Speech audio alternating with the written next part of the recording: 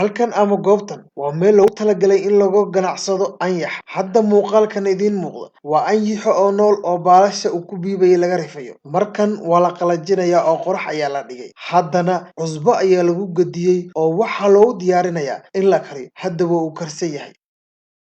hadda anyaxa aad arkaysaan qaabkan baa loo qalajiyaa qayb ka mid ah waa kana soo nool baa jiro oo qaab kasta ah saan baa lagu gadayaa kadib waa la karinayaa waa la isticmaalayaa waa la cunayaa wax ugu badan ee dadka Kampala ama dalkan Uganda u dhashay ay isticmaalaan ama ay cunaan laakiin hadda anyaxi arkaysaan asaga cunayo oo isticmaalayo aad arkaysaan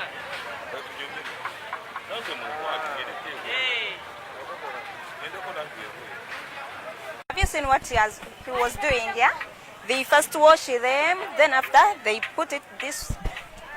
them here. They pour salt, they clean it. After they put into that cooking oil, and they fly. halkan horta ayaxa wuxuu soo go'aa waqtiyada oo bisha waqtiyada roobaadku soo go'aa hasa ahaatee waa laga jecel yahay meeshan hadda aan joogno tuulooyinka laga keenaa dabcan waa dareemi kartaa tuulooyinka safarka baabuurku soo galaya iyo inay ururiyaan kharashaad fara badan bay ku helaan dadkuna way jecel yihiin markii ay dhaqaan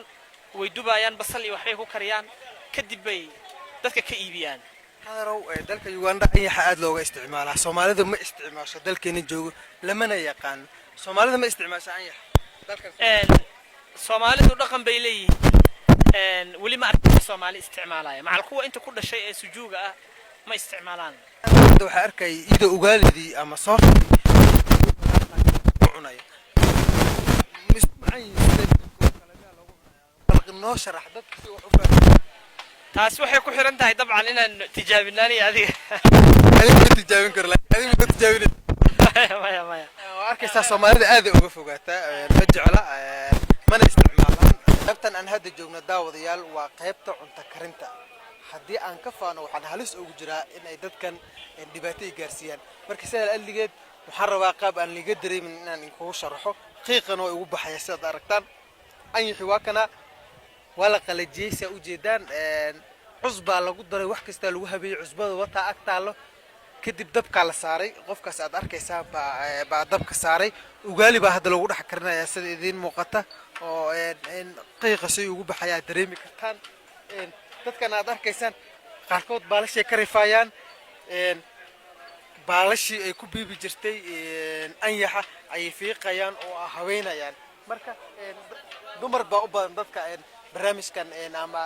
hawshan anyaxa la rifaya ka shaqeysto waxa u badan dumarka dhalinyaro yar oo ayaga aan wali aan qaangaarin oo ay ku jiraan laakiin Uganda marka aad timaado gaar ahaan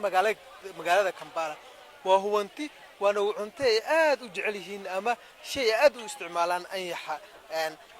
dadka ku nool dalkan Uganda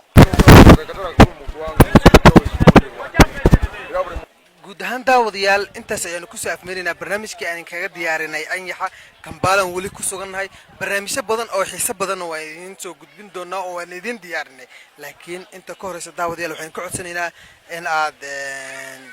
YouTube-ka barteena aan ku leenahay